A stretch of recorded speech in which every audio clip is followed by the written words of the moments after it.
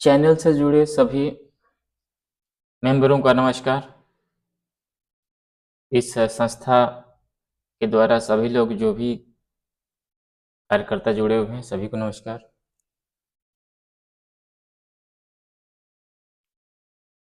आज मैं ये अपनी एक दूसरी अध्याय लेकर आया हूँ।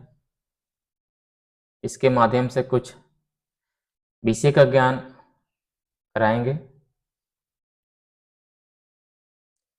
ये सारा कार्यक्रम इसलिए दिखा रहे हैं, बता रहे हैं कि आगे जो भी मेंबर आएगा इस चैनल के द्वारा और आपको अपने कुछ चीज़ें बताएगा, चाहे वो किसी क्षेत्र से हो, आपको नॉलेज मिलना चाहिए, यही हमारा उद्देश्य है। नॉलेज के साथ साथ यदि आप उसको कंठस्थ करते हैं, ध्यानपूर्वक देखते हैं और उसमें पूछे जाने वाले प्रश्नों का उत्तर यदि आप निरंतर देते रहते हैं,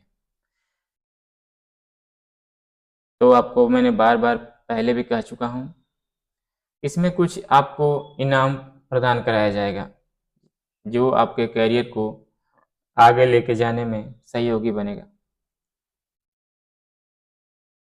इस संस्था से जो भी मेंबर जुड़े हुए हैं, चाहे वो अध्यापक हों या कोई अन्य भी हो,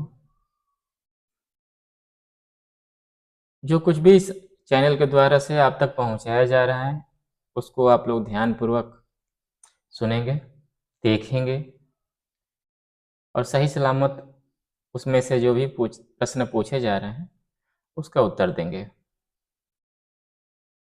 महीने के अंत में इसका कैलकुलेशन किया जाएगा, गणना किया जाएगा और आपका जो भी इनाम बनेगा आपको प्रदान कराया जाएगा।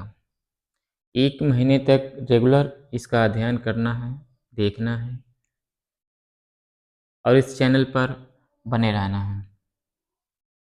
यदि आपको इससे लाभ नज़र आ रहा है कि नहीं, इस चैनल पर बनने से हमको लाभ हो रहा है,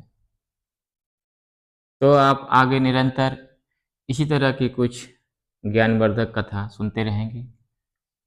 कुछ आपके विषय संबंधित चीज़ों को भी बताया जाएगा। जैसे इंग्लिश हो गया, मैथ हो गया, हिंदी का विषय हो गया, साइंस का विषय हो गया, वो भी पाठ्यक्रम आपके इस चैनल पर लाया जाएगा और आपसे उससे संबंधित प्रश्न पूछे जाएंगे। पहले आपको पूर्ण रूप से सब कुछ बताया जाएगा, सुनाया जाएगा और दिखाया जाएगा, फिर उसी से क्वेश्चन पूछे जाएंगे। तो आज का हमारा एक विषय है, धार्मिक विषय है। आज भी एक धार्मिक विषय ही लेकर आए हैं। भगवान शिव पे आधारित है, माता पार्वती पे आधारित है और उनके भक्तगण जो गण हैं उनमें से एक भक्त की कहानी है भृंगी की। जैसा कि आप लोग सुने होंगे, भगवान शिव के बहुत सारे गण हैं, नंदी हैं, श्रृंगी हैं, भृंगी हैं, अनेक गण हैं। उसी में से एक गण की कथा है ये भृंगी। भृंगी जो थे भगवान शिव के परम भक्त थे, लेकिन सिर्फ वो भगवान शिव के ही भक्त थे। वो माता पार्वती को नहीं मानते थे। वो इस बात को स्वीकार नहीं करते थे कि माता पार्वती भी भगवान शिव का ही अंश है। वो इनको पृथक मानते थे कि नहीं, मेरे आराध्य सिर्फ शिव हैं, पार्वती नहीं। लेकिन देखा गया है कि भगवान भोलेनाथ का अर्धनारीश्वर रूप, ये मनुष्य का जो शरीर है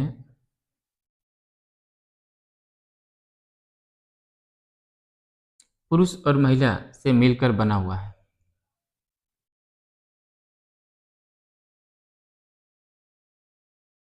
नारी पुरुष दोनों से मिलने के कारण ही इस शरीर का सृजन सही तरीके से हो पाया है।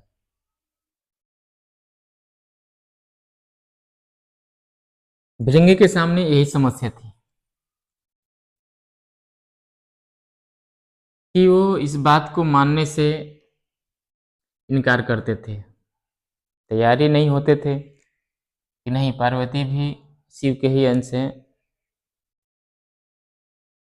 उनसे जुड़ी जुड़ी हुई हैं, उनकी भी आराधना करनी चाहिए, उनकी भी भक्ति करनी चाहिए। वो बिल्कुल कट्टरपंथी थे।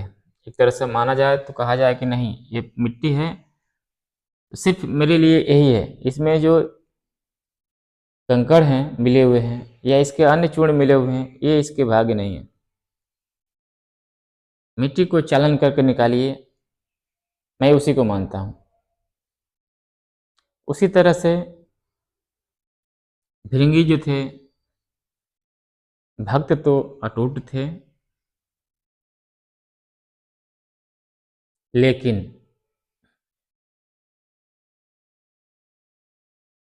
समस्या बस वही थी उनके सामने कि दोनों व्यक्तियों को एक साथ वो देखना पसंद नहीं करते थे।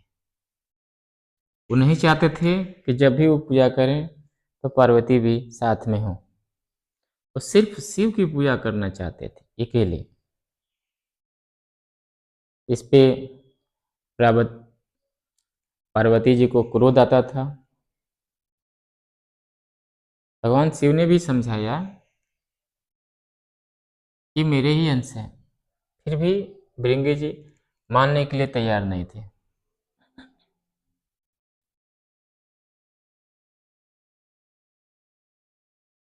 पौराणिक कथाओं में सुनने को मिला है कि उनके 3 पैर थे, भृंगी जी के 3 पैर थे। जो इसी कथा से संबंधित कुछ चीज़ें, कुछ तथ्यों पर आधारित है कि उनके 3 पैर क्यों हुए। भृंगी जी के 3 पैर थे, लेकिन किसी भी व्यक्ति के 3 पैर तो होते नहीं हैं।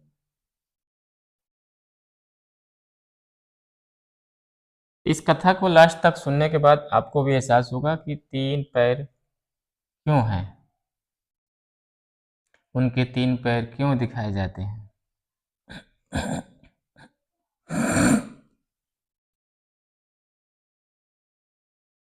तो हम कथा को आगे ले चलते हैं, इस पैराग्राफ को आगे ले चलते हैं। भृंगी जी ये मानने के लिए तैयार नहीं थे कि पार्वती जी शिव जी के अंश हैं। अब मुझे दोनों की आराधना करनी चाहिए, दोनों की पूजा एक साथ करनी चाहिए।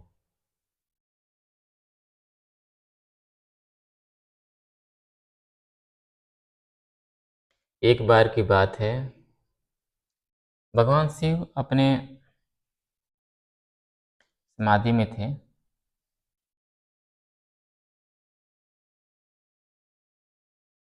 उस समय माता पार्वती जी उनकी जांघ पर आकर बैठी थी। तब तक उधर से भृंगी जी पूजा आराधना करने के लिए, भगवान शिव की पूजा आराधना करने के लिए आए, और वो देख रहे हैं कि माता पार्वती जी उनकी जांघ पर बैठी हैं।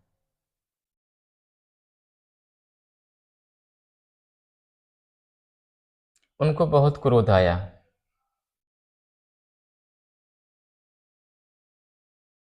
भृंगी जी को बहुत क्रोध आया, ये कहाँ से आ गई, मुझे तो पूजा सिर्फ शिव की करनी है, मैं इनकी पूजा नहीं करूँगा।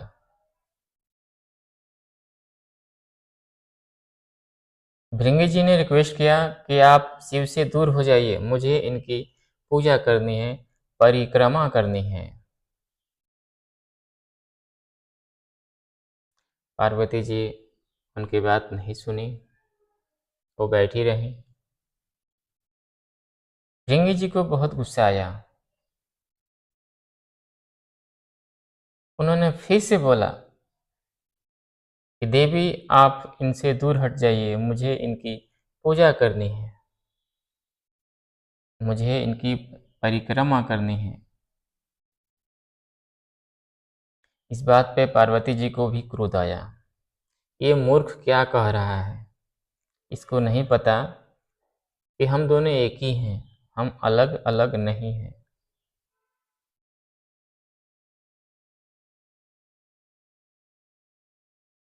पार्वती जी के वहां से न हटने पे भृंगी ने सोचा, कुछ उपाय सोचा।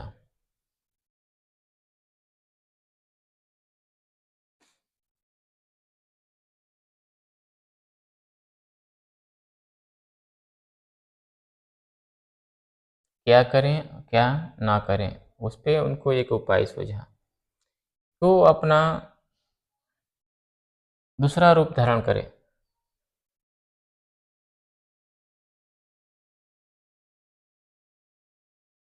वो विचार कर ही रहे थे भृंगी जी, तब तक शिव जी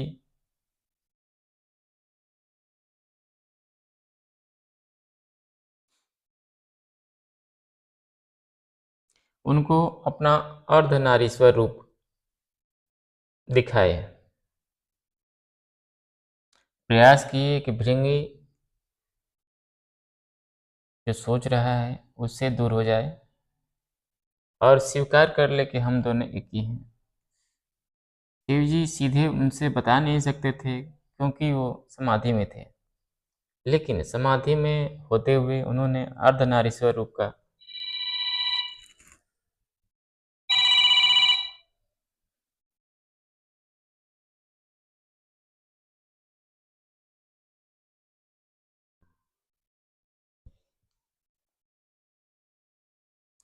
भगवान शिव उनको अपना अर्धनारीश्वर रूप दिखाए, फिर भी वो विश्वास नहीं किए। उनका सिर्फ एक ही मानना था कि हम पूजा करेंगे तो भगवान शिव की, किसी और की नहीं, चाहे वो कोई भी हो। वो किसी को नहीं ब्रह्मांड में मानते थे, शिव के सिवा किसी को मानते ही नहीं थे।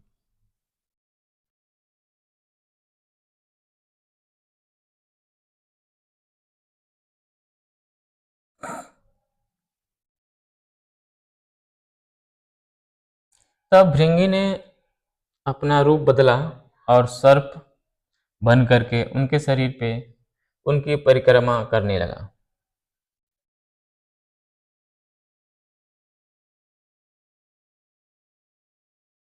सर्प बन करके भगवान शिव की परिक्रमा करने लगा। यह देख करके पार्वती जी को बहुत गुस्सा आया। जब वो पार्वती जी के अंदर से अपनी परिक्रमा शिव का सिर्फ कर रहे थे, तो भगवान शिव को भी बहुत नाराजगी हुई, दुख हुआ कि ये सब क्या कर रहा है ये।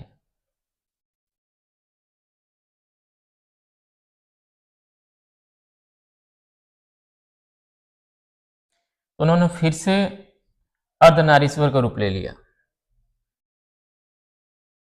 कि करो परिक्रमा, अब देखते हैं कैसे बचते हो तुम।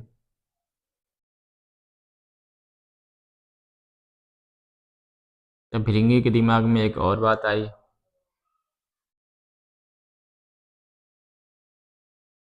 कि जब तक ये पार्वती जी हटेंगे नहीं, हम परिक्रमा कर नहीं पाएंगे।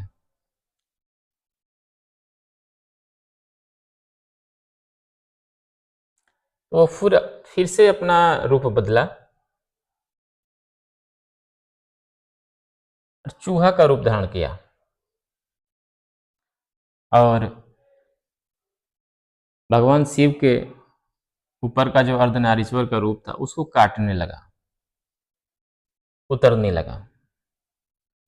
भृंगी जी का यह कार्यक्रम देख करके पार्वती जी को बहुत क्रोध आया। इतना क्रोध आया कि पूछिए मत। जब वो सहन से बाहर हो गई, उतरता हुआ देख करके, तो गुस्से में आकर के भृंगी को श्राप दे दी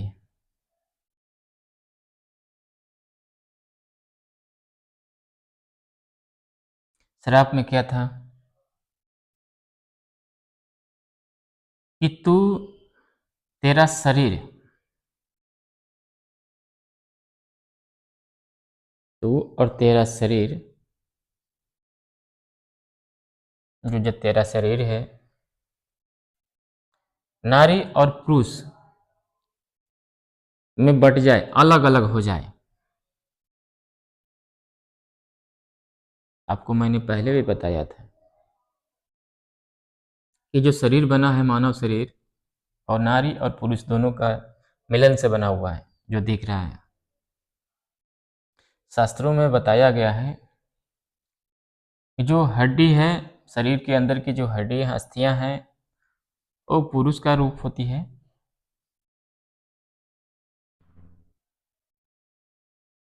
और शरीर के अंदर जो मांसपेशियां हैं और रक्त है, वो नारी का अंश होता है।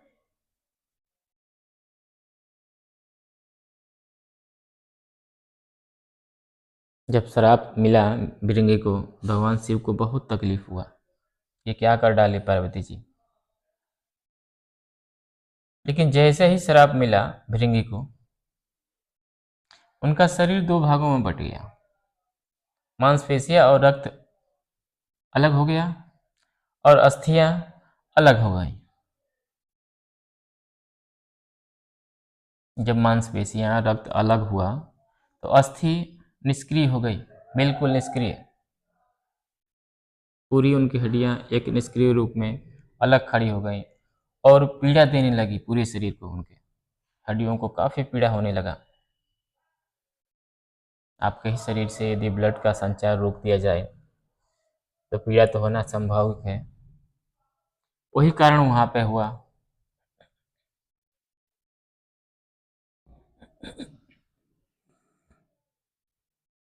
यह देख करके भगवान शिव को बहुत तकलीफ हुआ, इस भक्त को बहुत काफ़ी पीड़ा हो रहा है। तब जाके एहसास हुआ भिरिंगी को कि नहीं, उसने गलत किया। हमारा जो शरीर है, जिसके द्वारा हम पूजा कर रहे हैं उनकी, हमारा भी शरीर दो अंश से बटा हुआ है, नारी और पुरुष में। उसको एहसास हुआ, तब वो स्वीकार किया कि भगवान शिव और पार्वती एक ही हैं, अलग अलग नहीं हैं।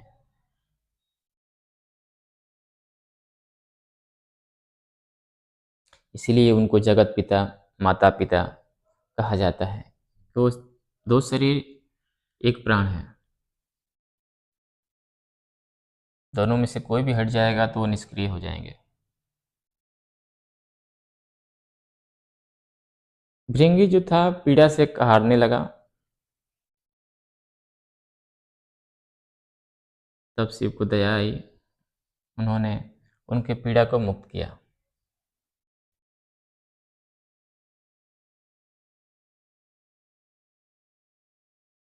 भृंगी स्वीकारे कि नहीं, अर्धनारी से रूप ही भगवान शिव का वास्तविक रूप है। हमें इन सबकी पूजा करनी चाहिए, एक साथ दोनों की परिक्रमा करनी चाहिए, तभी हम पूर्ण होंगे। लेकिन उनका अस्थि और रक्त मांसपेशी अलग होने के कारण उनकी जो अस्थियाँ थी निष्क्रिय हो चुकी थी, वो फिर से सक्रिय नहीं हो सकती थी। पार्वती जी ने बोला कि मैं इसको फिर से एक साथ कर देती हूँ। इस पे भृंगी जी बोले, नहीं माता, आपने मेरी पीड़ा को हर लिया, भोलेनाथ मेरे पीड़ा को हर लिए, इतना ही बहुत है। मुझे इसी रूप में रहने दीजिए, ताकि पूरे संसार को पता चल सके कि नहीं, महादेव और पार्वती अलग अलग नहीं हैं। नारी और पुरुष अलग अलग नहीं हैं। उनका तात्पर्य यही था कि आज जो ये समाज दिख रहा है, भेदभाव कर रहा है कि नारी हैं ये पुरुष हैं, तो हर व्यक्ति को यही चीज़ समझना चाहिए कि कोई भी नारी और पुरुष अलग नहीं होता है। एक स्त्री में भी दोनों का अंश होता है और एक पुरुष में भी दोनों का अंश होता है। क्योंकि कोई भी मानव शरीर अस्थि, मांसपेशियां और रक्त से ही बना हुआ है, जिसको हम लोग भेदभाव करके मानव समाज को अलग अलग दृष्टि से देखते हैं। लोग मानने के लिए स्वीकार नहीं करते, उन्हें स्त्री का शरीर लुभानी लगता है। लेकिन देखा जाए तो शास्त्रों के अनुसार ये दोनों एक ही हैं। तो भृंगी जी ने एक निवेदन किया, रिक्वेस्ट किया कि नहीं माता जी, मुझे इसी रूप में रहने दीजिए, ताकि समाज को पता चल सके कि नारी और पुरुष अलग नहीं हैं, एक ही हैं।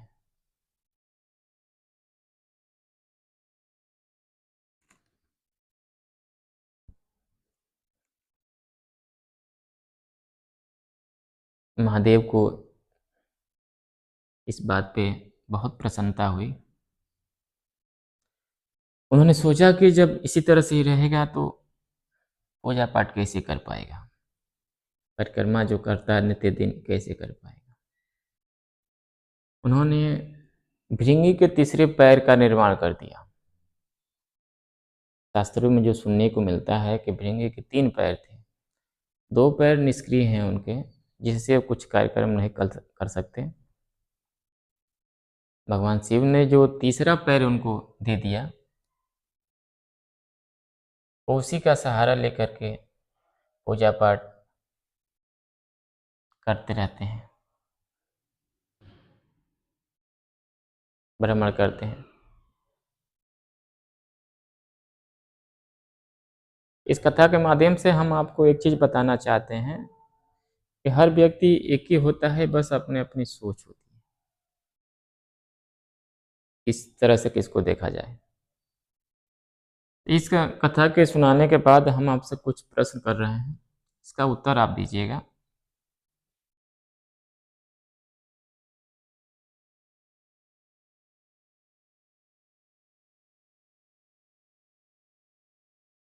भगवान शिव ने अपना अर्धनारीश्वर रूप क्यों धारण किया? इस कथा के अनुसार भगवान शिव जो थे अपना अर्धनारीश्वर रूप क्यों धारण किए? दूसरा प्रश्न है,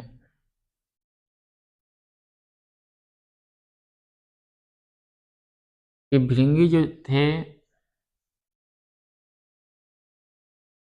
भगवान शिव और पार्वती को एक साथ क्यों नहीं मानते थे, एक ही क्यों नहीं मानते थे कि दोनों एक ही हैं? तीसरा प्रश्न है हमारा,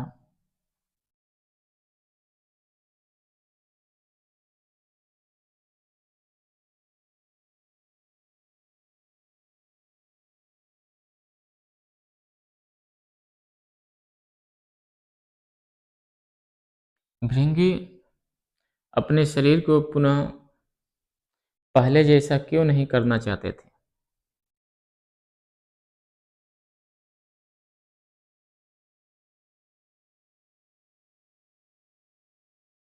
चौथा प्रश्न है हमारा,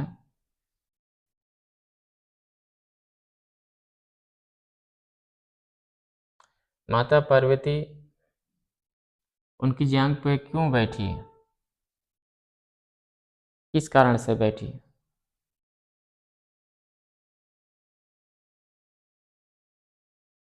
पांचवा और अंतिम प्रश्न है हमारा,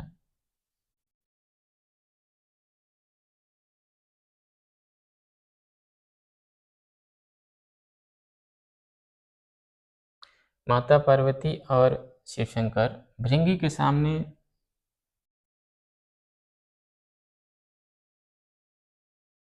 क्या दिखाना चाहते थे, क्या प्रस्तुत करना चाहते थे? इतने सारे प्रश्न हैं, आपको कमेंट बॉक्स में इसका उत्तर देना है। कथा को विधिवत सुन करके इसका उत्तर दीजिएगा। तो आज का पाठ्यक्रम यहीं तक है, यहीं हम समाप्त कर रहे हैं। दूसरे दिन की कथा, दूसरे दिन का पाठ्यक्रम हम दूसरे दिन लेकर आएंगे। तब तक के लिए धन्यवाद।